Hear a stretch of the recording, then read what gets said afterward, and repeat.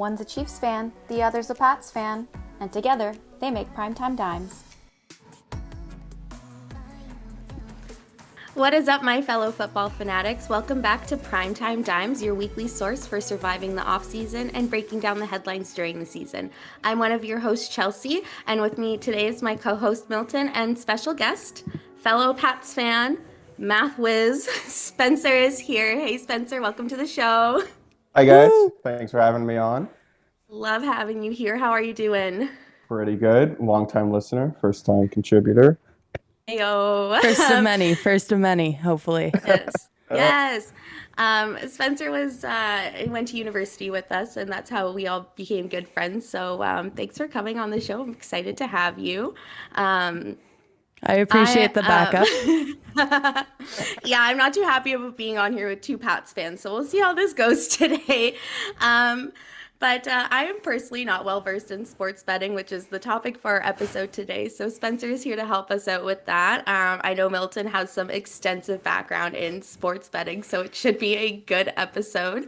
But before we dive into that, we do have some NFL news and free agency updates. Do you want to lay those down, Milton? Yeah, there's just some really quick ones that kind of caught me off guard. Like the Jags are planning to sign Tim Tebow, who was a quarterback in the league some 8 years ago, to a tight end position. Now, the thing that I like that's really interesting about this is that Urban Meyer was Tim Tebow's coach when Tim Tebow was played for the Gators, when he had like a phenomenal run, or like they have some. Yeah, he was the coach. And so he wants to bring Tebow back in theory because Tebow understands the scheme that he wants to run. Mm-hmm. I don't know if that's a smart move, but we will see. I think I read somewhere that he did a spring camp with them last year, but then didn't end up coming on for the season. So he's trained with them before already. So I didn't know that until this news broke, but I think that's like pretty interesting that like he's still trying to come back. Yeah, I found it interesting because like they asked him years ago when he was kind of getting phased out of being a QB to turn to the tight end position, and he said no. Oh. So okay. I don't know if you guys remember that, but I always found it was super random, and now he's willing to do it. Well, he is like quite large and quite a physical player, right? So he would be good at tight end, and I'm not sure how well his baseball career is going either. I think forgot he's he went done. into baseball. Yeah, he plays for the Mets. I don't know if Yeah. he's on the. I don't know if he's on the roster or if he's in one of their farm leagues, but Yeah, I think I read that he was done playing minor league, and then that's why he was coming back to the NFL. He's going to play probably as a blocking tight end. So as you mentioned, his size, he is large. So he might be very successful. Who knows? It's going to be so much fun to watch. But we got even better news for you, Chelsea. And actually, I like this news too. The doctor's back in the league. And that's always a good thing for the league. So the Chiefs' right guard, the doctor who stayed here in Canada to help out with long-term care facilities during the COVID pandemic, has announced that he is coming back for the 2021 season. And that is a massive boost to your guys' offensive line. Yeah, I think the only person more excited about that than me was Emma. So way to go. Woo! I'm so happy he's coming back. Like, I'm happy he feels that he can leave. And that, like, maybe he does feel he's still needed there, but I'm happy that he feels comfortable enough to, like, leave and come back to the league. So happy we don't have to miss him for 2 years. Yeah, it's great that he has, he was able to get the experience as a physician during a pandemic. It's not as glamorous as the NFL, but that is some experience that will make him a better doctor when he's out of the league and practicing, which you'll love to see it. Oh, yes. Yeah, and then we saw just how fast DK Metcalf truly is as he posted a 10.37 second time in the 100-meter dash So he's the Seahawks wide receiver who last season, his highlight reel was that during an interception, he was able to cover some 70 plus yards and make the play, which was, at least for me, it was ridiculous. It showed just how quickly he can actually run. There were some NFL players that did give him some props for participating because he did only place 9th, but that's still very impressive for his first time competing. I'm pretty sure that was his first time competing in the 100-meter dash. But Pat Mahomes tweeted out giving him some recognition, and then shortly after tweeted out saying that Tyreek Hill has to go next. Oh, absolutely. Absolutely. Yeah, I would love to see that. Well, and then speaking of Chiefs players, we have a former Chief player moving from the Chiefs over to the Indianapolis Colts. Your former Pro Bowler, left tackle Eric Fisher, is moving to the Colts on a 1-year deal, which I think is interesting because of his injury. I thought we released him. Yeah, I thought it was going to be season ending, which would have explained why they had released him. Mm-hmm. I think we released him because of cap space. Like, I think that we were able to pick up some other, like, offensive line players that can, like, within our cap space. So I think that was the real reason. But I'm happy to see that he's back and that his injury didn't take him out. Yeah, and then probably the most exciting for us at the time of recording on Wednesday, but at the same time that you're hopefully listening to this, the NFL season for 2021 schedule has been released. And let me tell you, all I care about is Tom Brady coming back to the Patriots and playing them in Foxborough. How excited for that are you, Spencer? That's going to be a good game. It's going to be an interesting game for a lot of Pats fans. It's like sort of a bittersweet of him coming back. Yeah, like I'm a Pats fan, but I'm also a Tom Brady fan. Yep. So, Do you think that's going to throw him off his game, like playing there, but not on the Pats? Like, do you think that'll have an effect on him, or do you think that'll make him play better? I feel like it might make him play better. Like, He's going to want to win. Yeah, That's true. He's going to want to come back and just rub it in Bill's face. Yep. Absolutely. That I would love to see. I would love to see that. Yeah. No, especially after over the last couple of weeks, there's been a lot more of the dirt coming out of Patriot land. And it does seem that Belichick and Brady did not have a great relationship, which to me is so much more impressive what they were able to accomplish if they truly did not get along. I mean, when it comes down to it, it's a job, right? You might not like your coworkers, but you got to get the job done. So you're going to do what you have to do. So maybe that was sort of the mindset. Like, they just both wanted to win so bad that they didn't really care what the beef or whatever happened was. Oh, yeah. So both you never know, man. Both of them want to win just so badly. Like, they're not there for the money. They're not really there for the fame, I feel, either. What binded them. Yeah, they're there Rings. for the power in the ring. Oh, yeah. Like, it doesn't, there's no question in my mind, especially after Brady kind of confirmed it, that he would give up rings to have a perfect season. This man just cares about being perfect and doing everything he can to win everything. And it's just like, yep, fine, go win everything. If I have to bet, especially for the topic, but if I had to bet Brady's winning this game. Like, he will not lose this game. You can't. Like, obviously, Can I I get understand. that in writing? Yeah, of course. I mean, right here, time stamp it right now. I don't see the Patriots beating the Bucks, and that's just, unfortunately, the Bucks have the better team, and yes, you have the better coach that is going to take away Brady's number one option. I don't care. Antonio Brown's the third option on that team. Fine. You're gonna win. And also all the other Pats players that went down to Tampa too, like Gronk, like they were gonna apparently reportedly trade him to Detroit, so he retired. and then he came back because he's like, I'm not going to Detroit. Yeah. So he has an axe to grind. Antonio Brown, they all have something to prove, I think. Yeah, and it's good on them. I'm not saying that I'm mad that the Patriots are never going to win again or any of that. That's not at all. I just think objectively the Buccaneers team is built to win for the next, 3 years.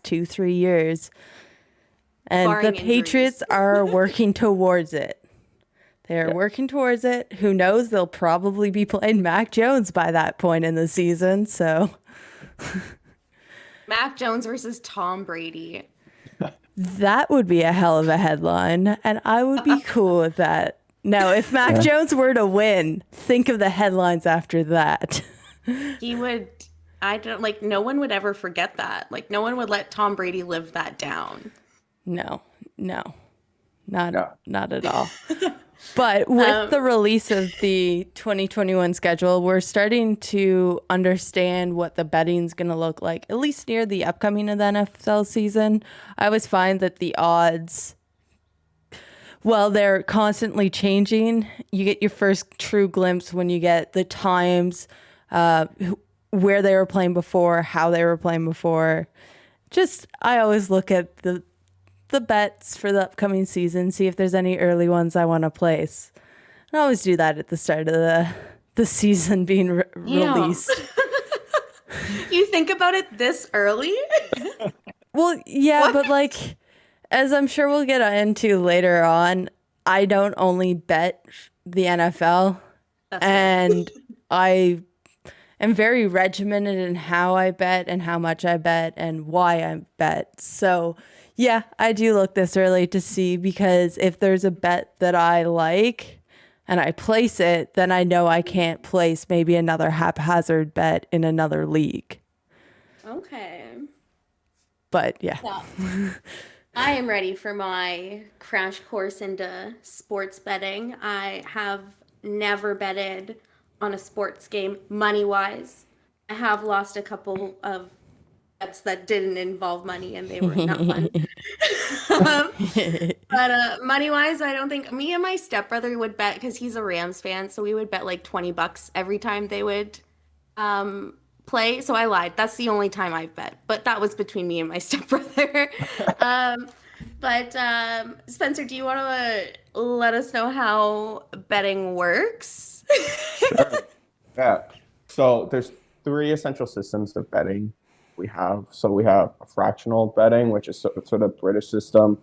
You've probably seen it before. It's you have 1 in 6 odds, or 6 to 1. Usually there's a dash or a slash in there to show that you're doing fractional odds, and that means, say, if it's 6 to 1, and if you take a stake of $10 at 6 to 1, you get a payout of 70. So for every dollar, you get 6, right? Damn. So because Okay. it's a profit plus the stake that you get back. I like this already. So yeah, but it changes, right? Those numbers change. You can have 7 to 1. You can have 10 to 11. So does it change closer you get to the game, or Yeah, during? yeah, I guess you can't bet once the game is started. I don't know. Generally, bets do close once games have started. Okay.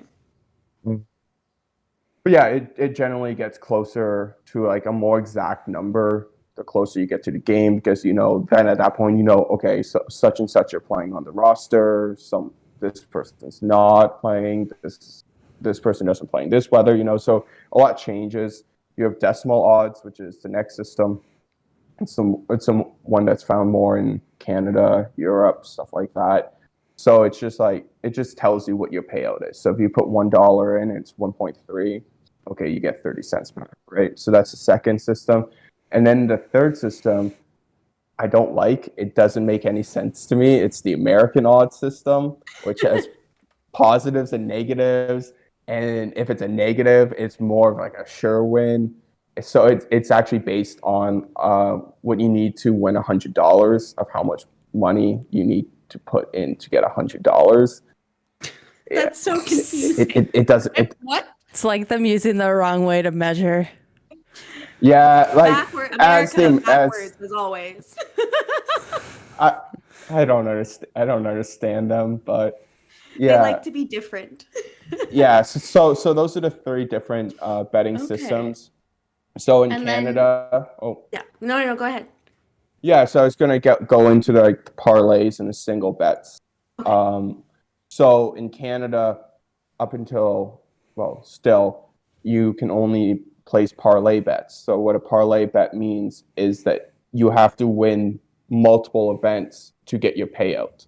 Now, if you string together a bunch of events, you're going to have a much larger payoff, right? Because the chances of this happening, and say like a third event happening, gets incrementally more smaller, like the more bets you have. But On one ticket. on one ticket, yeah. Okay. So I can't just walk in and say, "Hey, I want to put $10 on like the Chiefs game," right? Like you can't do that in Canada. That's just in Canada right now? Yeah, that's Okay. that's the Canadian law. Okay. And then like what are like so how do the odds work then? Is that like what are odds? Like when you say 6-1, like So is six. that I'm not good at math. So when you're saying 6-1, that's your payoff, right? So Okay. if you put $1 in, you get $6 out. So if it's one to Okay. two, right? It's very close. You're only getting $2 out if you put $1 in. So you're not really getting that much. So they're like, oh, the odds of this happening, it's pretty high. We don't the gambling house doesn't want to lose money.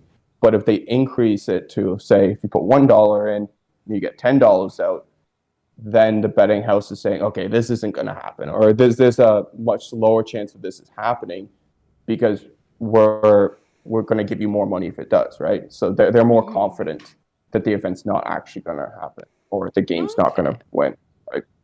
That makes sense. Um, there's some things that don't make sense. That makes sense.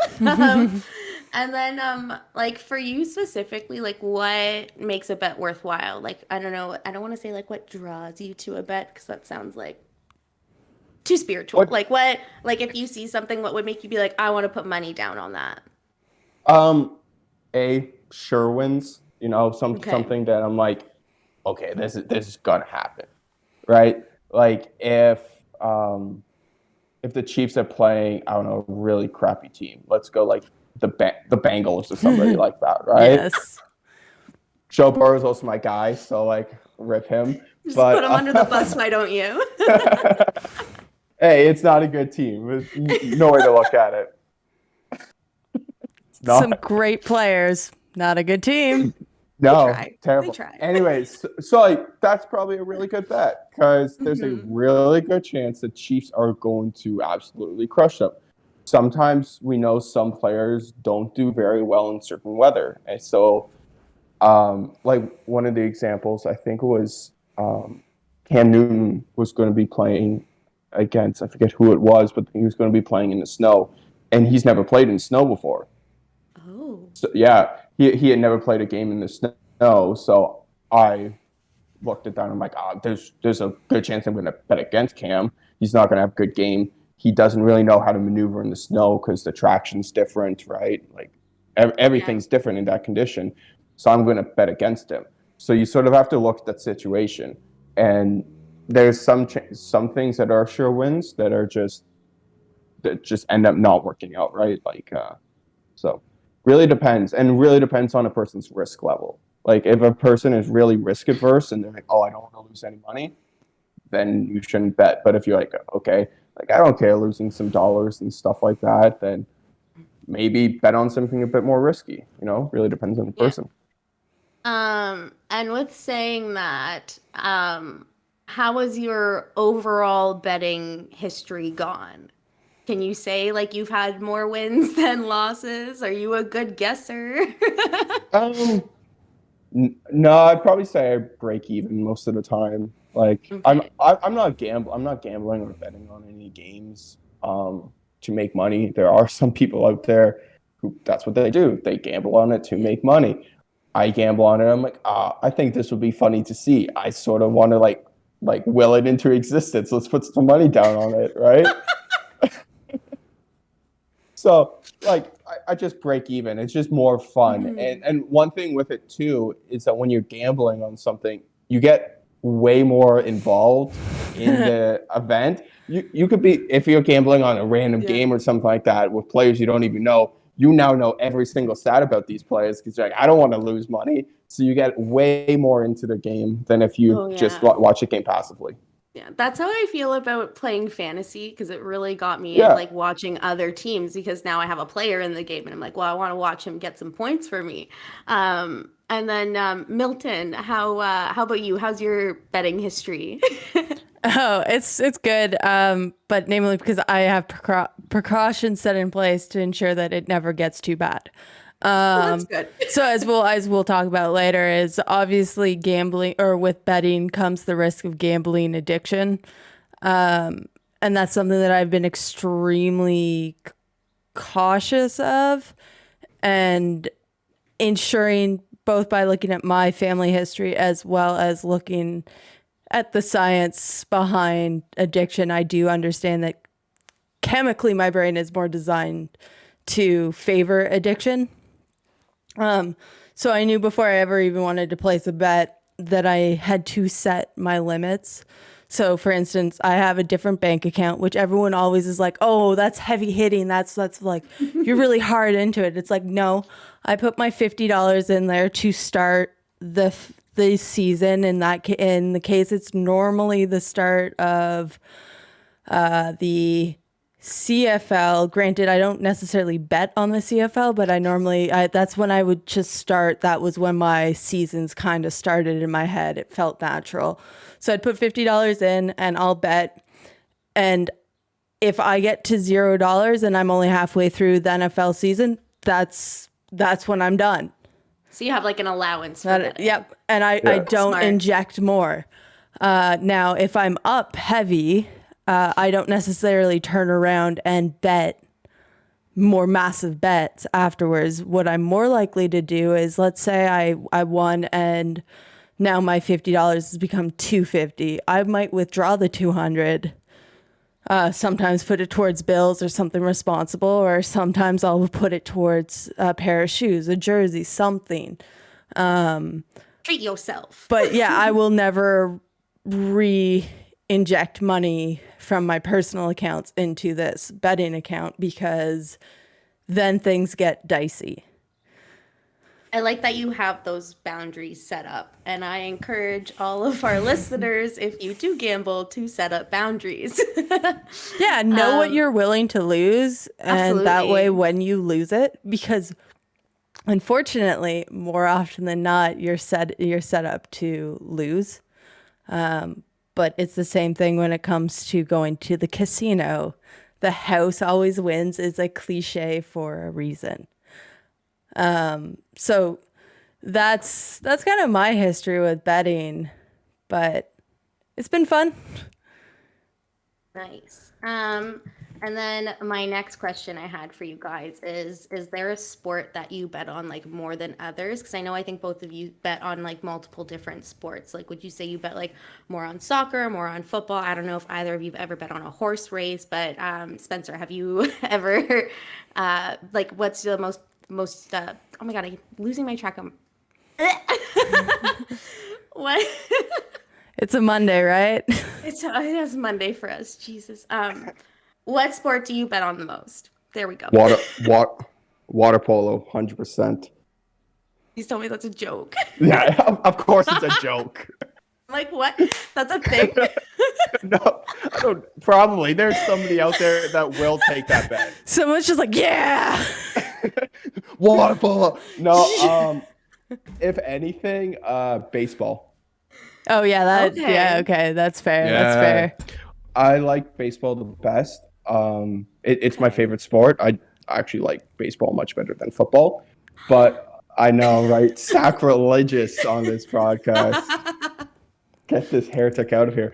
No, I like it because, okay, so in football, soccer, hockey, whatever, you can always just feed it to your best player. You always have your best player to back you up. In baseball, you can have your best player out there, but your team is still going to lose. Like it's the individual within the group of people. That's why I like it so much. Okay. And there's a lot more opportunities too, right? Like you can bet on home runs, you can bet on doubles, singles, triples, whatever. You can bet on an entire series because they play multiple games all against the same team in a given week, right? So you can bet over the entire series. So it has a lot more nuance to it, I guess, and a lot of different approaches you can take. Yeah, I like that. That's cool. And then Milton, what about you? Do you have a sport you bet the most on? It's so funny you say that, Spencer, because recently I've been doing very well on my baseball bets. Extremely well. There's been this really nice parlay 3 that I've been running, and it basically has allowed me to say yes, no to the first inning. Is there going to be a home run or not? And there haven't been as many home runs right off in the first lately. And a lot of people are saying it's because of the balls, the new balls. So I've just been running with it. I don't know shit about baseball. I watch baseball. I understand like what an inning is and an off, like a mid heater, like curveball. Like I understand fastballs, curveballs, and all of that. Don't watch it well enough to be betting on it and doing well on it. But actually the sport that I've bet on the most is definitely proper football or European football. Absolutely, without a doubt, always soccer. For me, I born and raised into a soccer family, played soccer my entire life. You just have to tell me what the lineups are for most of these soccer teams, and I'm just like, yep, that one's gonna win.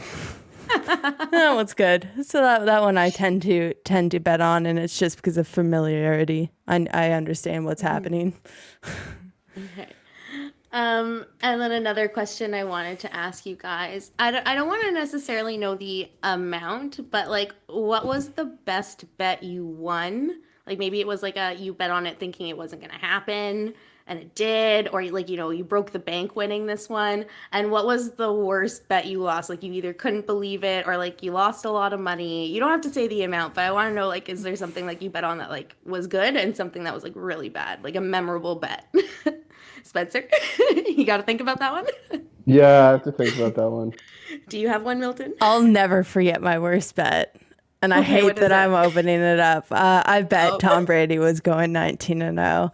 So I didn't necessarily lose a lot, but I was hella pissed that I lost that one. You remember what year that was? Yeah, 2007. Oh, was that? It was the year they lost the Super Bowl? They had Randy Moss, and yeah, they lost because of the stupid helmet catch.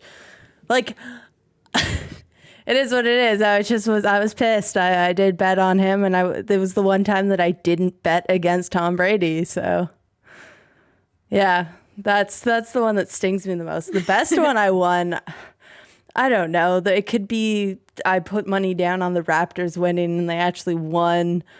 I've put money down on Greece winning the Euro Cup. Couldn't even tell you what year that was in. And that one paid out nicely because how the fuck did Greece win the Euro Cup? Like, those ones have been good. There's been a couple where I had bet not even 5 minutes before on the Masters, and you had someone who wasn't expected to win it. And I was like, okay, cool. But I don't bet flashy. I kind of take Spencer's advice, and it's like, I bet on the surefires normally. Is it like a little less disappointing or I guess it's more disappointing when those don't work out though, because they're surefires, right? But you're losing less. Yeah. Oh, okay, because it's like not as big of an odd because it's something that's likely to happen. Okay. Yeah. Wow, look, I'm learning, guys. Oh, there you go. Yeah. I think I figured mine out. So my favorite was definitely the Raptors, just because like hometown pride and stuff like that. It was just So did you exciting bet all them around. winning everything? Like the Yeah. championship? Okay. Yeah. And my worst every year, March Madness. No matter what, you're just going to get destroyed. Oh, Like, I if forgot. if you're Just a betting yearly full disappointment. brackets, Yeah. you know it's coming. You know it's coming. You know you're going to be putting money down on it, like $50, whatever. It doesn't matter. And you're like, maybe I'll win this, because if you get their entire thing, it's like statistically like impossible, or like not impossible, but like really low. Nobody's ever really done it, so you just know you're going to lose. I always forget that one because it is when it's set up for you to fail. Like no Yeah. one's guessing 64. We go from 64 teams down to one. It's like no one's getting that bracket perfect, especially with this past year with all the upsets in the first round. Yeah. It's so Yeah, hard. it's impossible. I think So much fun. I think it was Warren Buffett. I think it might have been him who said that if you get the entire March Madness right, I think he will give the person like $1 billion or. And that's never been was Warren claimed. Buffett. It probably never will. I don't know the math on it, but it won't be. It's really cool because like that's the only time where I bet a lunch with my dad. Every year my dad and I will go through and we'll from the round of 64 all the way down to the final four, we'll tell each other who we expect to win. We count out who has successfully guessed the most correct, and then that they get to choose who's their team in the final is, because it's never one of our teams. Like I like Duke and he likes anyone but Duke always. No, I'm pretty sure he likes Gonzaga. And so then they get to choose, and it's normally him choosing. He's really good at predicting who he should bet on the March Madness. He's ridiculously good at it. And without fail, he'll choose who's going to win the final, and then whoever loses the final takes the winner out for lunch. It's the only time I bet, not financially. I bet just time with my dad. I'm the opposite. I rarely bet money. I always bet like, loser has to do something, which never works out for me. All right, next question. What apps or sites do you guys use for betting, or would you recommend for someone like me who has never used like a betting site or a betting app before? Spencer? So right now, all betting's done through like the Ontario Gaming Commission. So if you want to do it not in the gray zone, then you have to go through them. Okay. There's some gray zones. Like, hypothetically, there are other options. Hypothetically, that are not located in Canada. Website DraftKings, which is one of the biggest ones. It's good. It's not sketchy or anything like that. It's actually ran by a corporation, so you're not going to get screwed over. That's probably my favorite. What about you, Milton? I've used obviously the Ontario. I've obviously gone through our Ontario Gaming Commission. Then there's hypothetically some called FanDuel. Yep. It's gaining some popularity. Hypothetically, there's been some credits that you can get for signing in or signing up, and you can make a bet with said credits. And hypothetically, it's gone quite well. I have not used DraftKings. I will say that I've heard great things. I just haven't done it. I tend to stick with the Ontario Gaming Commission essentially. Well, it's been obviously worse odds or a less worthwhile bets. It's something like I'm not here trying to make money off of betting. I'm not trying to, never have to work again by betting. So I'm not making large enough bets that I really care that I'm, maybe taking a lower cut from a odds that are at least Ontario based. Nothing against any of the other options. It was just like, might as well stick in the clear okay zone for me. That's fair. I have one more question for you guys. And it's, which sport do you think is the most popular to bet on globally and in America? I don't know if you guys need a minute to think about that. I at least You know have an answer? globally what my answer is. What's your answer? Soccer. It's the most Okay. it's the most viewed sport in the world. Therefore, it is likely the most bet on sport in the world. And then for America, I'd say I would assume horse horse riding, like the pony shows. I'm only thinking that because I know the Derby, Kentucky Derby was like recently, and I know it just did an insane number in bets. So my theory there is just it's a rich man's sport. So there's not a lot of opportunities to bet in horseback riding. The people making the bets are making larger bets. So High risk, high reward. yeah, I about would you, think it's the Spencer? most popular. I would say in America, I'm pretty sure the largest single game is the Super Bowl for betting. Yeah. Uh, Worldwide, I was thinking soccer, but I think it might be boxing. Is that your final Possibly. answer? I think it might be boxing because, like, individual fights, yeah, not all of them are massive, but if you look at a lot of the numbers behind Yeah. them, like, there's a lot of numbers. Like, how much did, like, Floyd Mayweather make from fighting Manny Pacquiao? Like, that was Damn bunch. it was a lot, Yeah. a lot. And yeah, a lot of it comes from like subscriptions for like pay-per-view for it, but there's a lot of money behind that. So I think it might be boxing internationally, and there's boxers all over the world. Eastern Europe is huge in Yeah. it. Europe is massive too. In America, in the United States, that's hard. I want to say football, but I don't know. I don't know. But those are my final answers. Boxing and football, and Sure. Milton, yours were soccer and horse racing. Yeah. So according to my research, the most popular sport globally is soccer.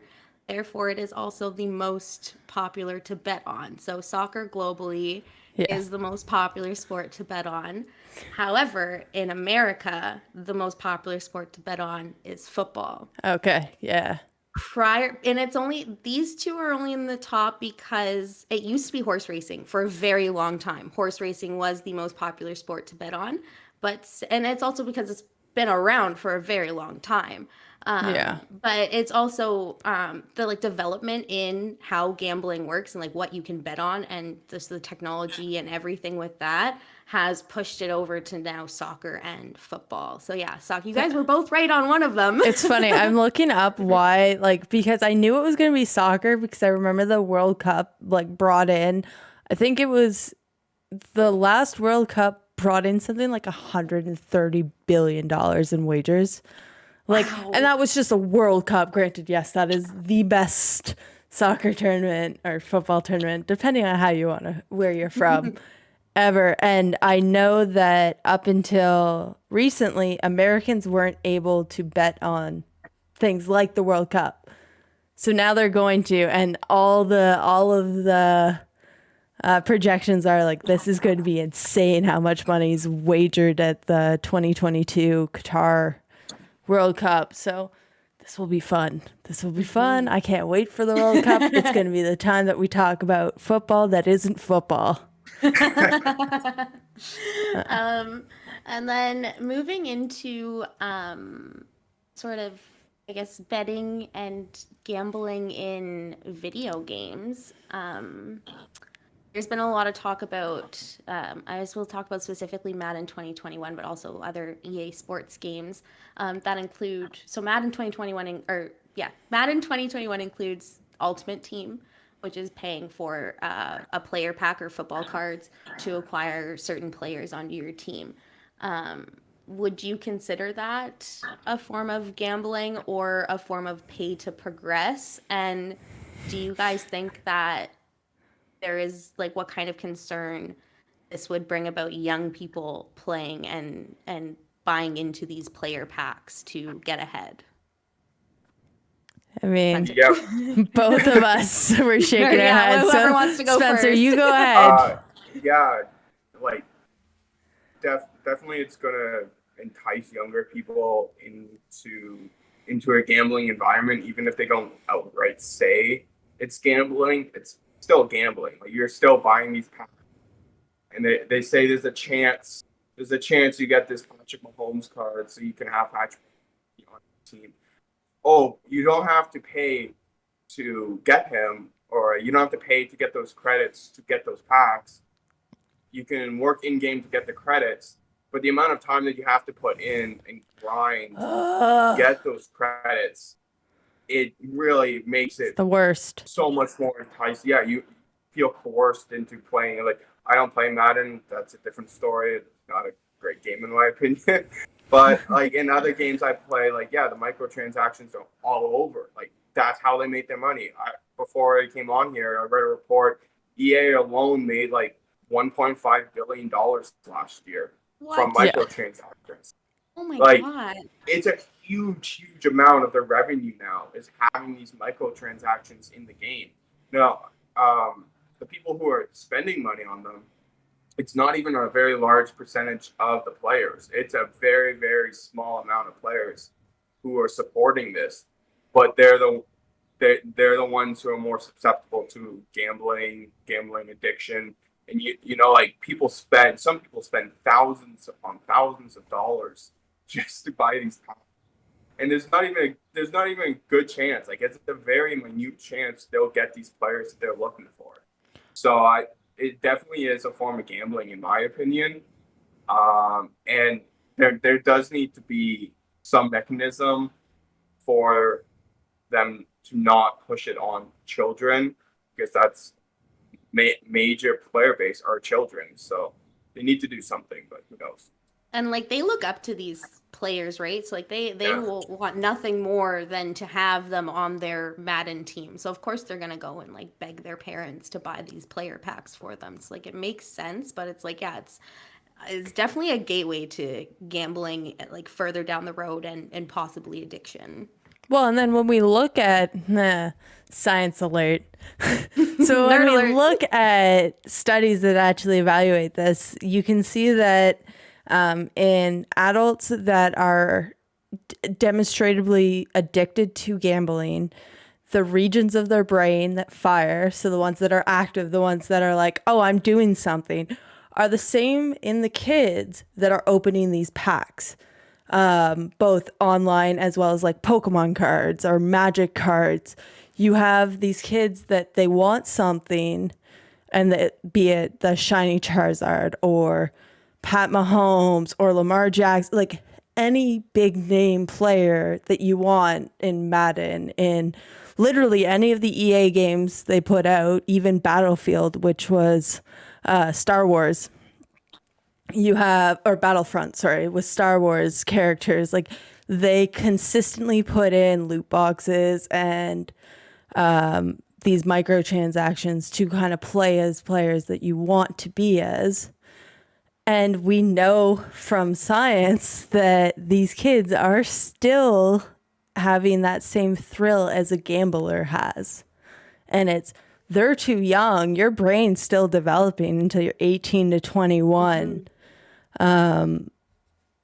Why are we letting them do these things when it is maladaptive to the brain? But it brings in that nice money, and that's all that matters to corporations. Oh yeah, I wish that they could somehow sort of like make it only for like X amount and older. Just so that, I feel like there is also like a sense of like pride in like completing a game, like playing it through, earning those characters. And I think that's, also like building building blocks for children as well, like being able to like push through and like collect those things and finish the game, as opposed to just buying your way through. Like it will teach them a lesson, but I understand like obviously kids are gonna go and ask their parents for these player packs. Like they're the ones that are gonna be driving these things, as well as adults that might be too lazy or don't have enough time to play the full game and just want to get the characters. So like I understand why they have them, but I'd push back on that, because like we're not talking about being lazy. Like I am a perpetual trophy hunter in video games. Like okay, I put hours and hours and hours into games to intentionally go and 100% them. And that's the way I like to play. I'm fine with it. But there was an instance where again, this is Battlefront. I always screw up the two names, but it was EA. And in order to get Darth Vader, you had to put something like 400 hours into a mode in the game in order to unlock him. That's a lot. I don't Yeah. average over 150 hours on games. Now, again, I play like first person shooters and I play like I don't play a lot of roguelikes or RPGs. So they're not the type of games that really typically take me 500 hours to play, but it's not common to have to put in 400 hours to be able to unlock one character. And if you're a Star Wars fan, you want Luke Skywalker and you want Darth Vader. That's who you want. And it would be the same if we look at Madden. Right now, if you're a kid, you're going to want that flashy player, that Lamar Jackson, that Aaron Rodgers, Tom Brady, Pat Mahomes. You're going to want it. And I play the Ultimate Teams. I play Madden every year. I'm super stoked to stream it when Madden 21 comes out. I can't even unlock some of these players, and I put hundreds of hours into this. So they make it almost sort of that maybe you get so frustrated or it takes so long that you give up and you buy into it. Exactly. They're Okay. trying to wear me down. Yeah. Now, that makes I sense.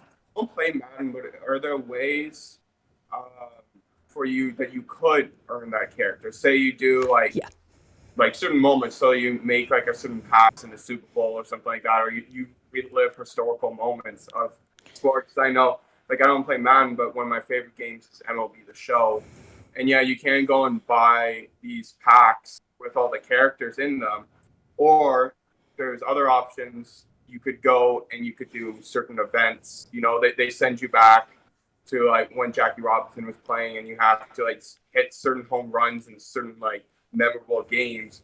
And if you do enough of these, then you earn that specific character card. So does Madden have anything like that? Yeah, so they do. They have I forget what the actual mode's called, but basically you go through and you you complete all these moments, and it's like a tree branch that brings you towards a player. My issue with that, and it's a very minor issue because I play it and I enjoy it and I don't mind getting players this way. But what I've found is that the better players, obviously their branches take significantly longer to complete. And you're getting a player, you're getting Pat Mahomes or you're getting Lamar Jackson, but you're getting them at like level or power 56. And it's like, cool, but I could also spend the money and get a power level 80 or whatever the levels are called across the game. So they do provide a method or a means, and this is the legal argument. This is definitely the argument that I've seen the most when talking about loot boxes, is that there are other means to get this stuff. It's just they intentionally put, or I guess they'd claim unintentionally, put these insane limitations that you have to meet to then be able to get them. So it's almost, does your time matter or does your money matter? Which, smart business for them. Yeah. I'm cool with that. Like, I'm cool with smart business. I just think at times it's a little preying on kids. Yeah. I understand why games have these loot boxes, packages, player cards, whatever they're called, and like they exist almost in every game as far as I'm aware. Like most games Fortnite. have them by now. Excuse me. I lost my train of thought. I understand. I understand why they have these buy and loot bags play to progress. I lost it again. We're just gonna skip it. I think of it and then I start talking and I forget. But I want to move the conversation into a bit more of the legal side of betting, because in Canada there is a new bill that is potentially going to get passed soon, which has to do with single game sports betting. So like Spencer said earlier, when you bet, you have to parlay, which means you have to bet on at least 2 games. Did I get that right? Yep. Yeah. So you have to bet on at least 2 games and you have to win both of those bets to pay out. Did I get that right? Yes. Yo, I'm learning. So now, if this bill passes in Canada, you will be able to bet on just one game. Um, why do you think they weren't letting us do that before? So there's a few reasons. One of the big ones is to the sports leagues. I was just reading that today. The sports leagues actually were against it. They had a monopoly on sports betting set up in Nevada. So for a very long time, Nevada was the only state that you could do single bets on. So all the major league sports teams, so NFL, NBA, hockey, whatever, they didn't want it because they got a sizable chunk of the profits from Nevada when sports betting happened. Well, then a couple of years ago, I think it was 2 or 3 years ago, New Jersey, who has Atlantic City, which is another really big gambling hub, took offense to that. They said, well, we should be able to gamble. We should be able to bet on single sports. So then they took it to the Supreme Court, and the Supreme Court in the United States found that, yeah, that's unconstitutional. Every state should be able to bet. So then they lifted Nevada's monopoly on sports betting so that every state could set up single betting systems. So then the monopoly was gone. So now all the sports leagues then said, okay, yeah, like we'll support this now. Like we'll support single bet systems. So that's one of the big hurdles is like for years, I know for decades now, there's been multiple bills brought forward by MPs in Parliament as private bills, and they've all been struck down because there's just no support to it. But now there's ample support. Okay. And this, from my understanding, this bill has passed in the House and now it's moved on to the Senate. Yeah. So, like, does that make you have more hope that, like, this will get passed? Yeah, for sure. Like once it passes the House and it goes to the Senate, yeah, it can sit in the Senate for a while. They can make amendments to it, change it, stuff like that. But the bill has support on all sides. Okay. All the political parties are supporting it. So a little bit of history of the bill. There was actually two bills that were submitted. There's Bill C-13 and Bill 218. So Bill C-13 was submitted by the Justice Minister and our Attorney General. So it was sponsored by him. So everybody's like, oh yeah, like the government is actually going to do this. But then the Liberals didn't push it forward or anything. So it was just sitting on the House. So then there's a new bill introduced, C-218, that the Conservatives one of the Conservative members brought forward. And so they've been debating them back and forth. And the only difference between them is that Bill C-13 had a clause that protected horse racing. C-218 didn't have that clause. So theoretically, if C-218 got pushed through, horse track industry would lose its like essentially monopoly on horse track betting. So then they debated back and forth, and they agreed to put in the clause that protects horse tracks, right? Because that's how horse tracks make the money is through betting, right? Because before you could bet on that was one clause in the betting laws is that you could bet on horses without doing a parlay. So it just protects it a bit more. So that's sort of the history of the bill. So hopefully it'll be soon. But yeah, that was my next question. I was going to direct this one to Milton. Do you think we're going to get to do single game betting this year? Do you think that'll come into play for the NFL season specifically? No, this year, no. I think they're still going to wait for more and more research. The one thing we will learn from, especially the Canadian government, is that in general, they wait not necessarily longer than they should, but they do wait for ample evidence. And right now you have the states like Ohio just is in the middle of trying to figure all this out and let FanDuel into Ohio. So there's still a lot more precedent to be set in other countries. So while it's precedent to their countries, it might not be to ours. It still sets some sort of like, oh, here's our argument and here are some of the reasons for.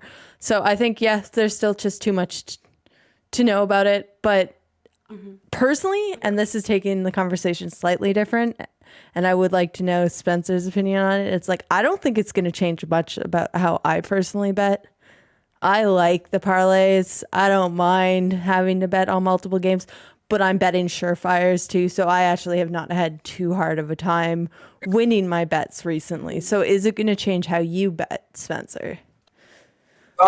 Yeah, because now I don't have to go to offshore or somewhere else to bet on single games, because not every single night do I see, or not every single week do I see multiple games I like. I might only see one game a week or one thing a week. Then I'm like, okay, yeah, like I'll bet on that. So now, like, actually have the opportunity to bet on just one thing, which is a lot easier than me being like, I don't know any of these things that are happening. I don't know anybody on these teams. Like, I don't want to bet on something I don't know. Like, I haven't done my research, right? So That's how I feel. Like, I feel like as someone new, like this would be something that like I could start with is just single game betting, because I can at least like be sure about one, maybe not two.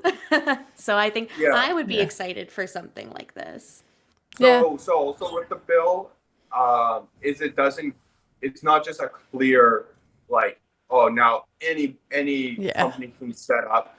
It delegates the task regulation down to the provinces.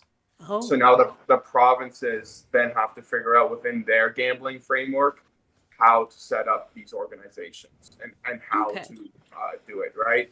So the Ford government here in Ontario, the Conservatives, they've already outlined how they're going to do it. It is going to be like a regulated market. So there are going to be allowed for private enterprises to come in. It's not going to be done just through OLG. Okay. All right. Well, I think that's a great place to just kind of put in a very quick warning, obligatory warning, that we do want to take a moment to say that gambling and betting is addictive. That is a fact. That isn't up for debate. So it is not just about losing money. Gambling can seriously affect your personal life. It can get in the way of work, school, other activities, and it can harm both your mental and physical health. As well as it can harm you financially, damage your reputation, and cause problems with your family and friends. So we just want you to know that like the signs and symptoms range from changes in emotions to behaviors to financial and health issues, and just to keep yourself in check. And by that, I mean, for me, I'm constantly looking at that account, making sure that I am not doing things that I cannot afford to be doing. But I also check in mentally and being like, do I have to place these bets? Am I in a situation where I feel like I need to place a bet in order to enjoy the game, or that I just find the thrill more, or that I'm starting to make more irrational, larger bets? I just constantly reevaluate where I'm at. Now, as I said, I have a predisposition for addiction, and that's why I'm so careful. It might be in your family history, and it might be something that you want to talk with your family about beforehand or during, just so you know that it is possible. But even if you don't have a family history of it, it's still technically possible, and you might just want to stay aware of how you're feeling at all times. Check yourself before you wreck yourself. Yeah. Know your limit. But yeah, I guess that's all the. Oh, Nailed what'd it. you say? I said, know your limit, play within it. That's That was it. I like that. But yeah, I guess that's all the time we have for today's episode. So thank you, Spencer, for joining us this week. And we can't wait to have you back in June for our June college special. And I also want to thank you for bringing this topic to us. Spencer had texted me saying he knew he was going to come on the show for a college episode, but he also wanted to come on and talk about sports gambling. We're like, absolutely. So thank you again for bringing to this to us and being on our show today.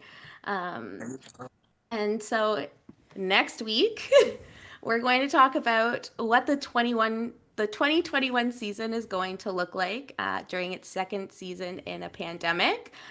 There will be some noticeable differences from last year's operations to this year's. As vaccines are available, more things are happening. So we're going to break that down for you next Wednesday. And don't forget, the NFL 2021 schedule is being released this Wednesday. That is tonight. Get excited for it. I know I'm excited to see the schedule and start planning more of our episodes for you guys. And then once again, we are still working on getting the show onto Spotify. So be sure to look for an update on that. I think we're still under review, right? Yeah, very much Is so. there I'm going to have to call someone and ask what's taking so long. Well, it's, I mean, I told Didn't you say this they off air. changed? They're in Yeah. the middle of going through a change in how they handle Yeah. podcasts on their platform. So it's just going to take a little bit until they've made their way through the rest of all the approvals that they have to do. Yeah. So hang in tight for us to be available on Spotify.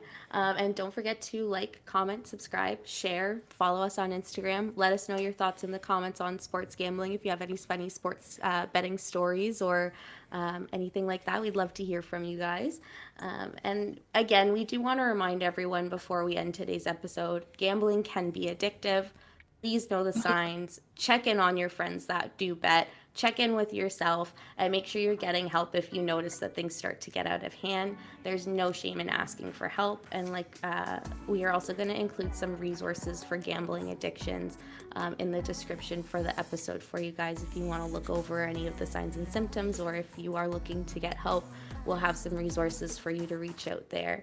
But with that, we'll say goodbye. Stay safe out there, and we'll see you next week. And thank you again, Spencer, for being with us today. See you next week, guys. Bye. Bye, friends. Listen in to Primetime Dimes every Wednesday for your latest on football.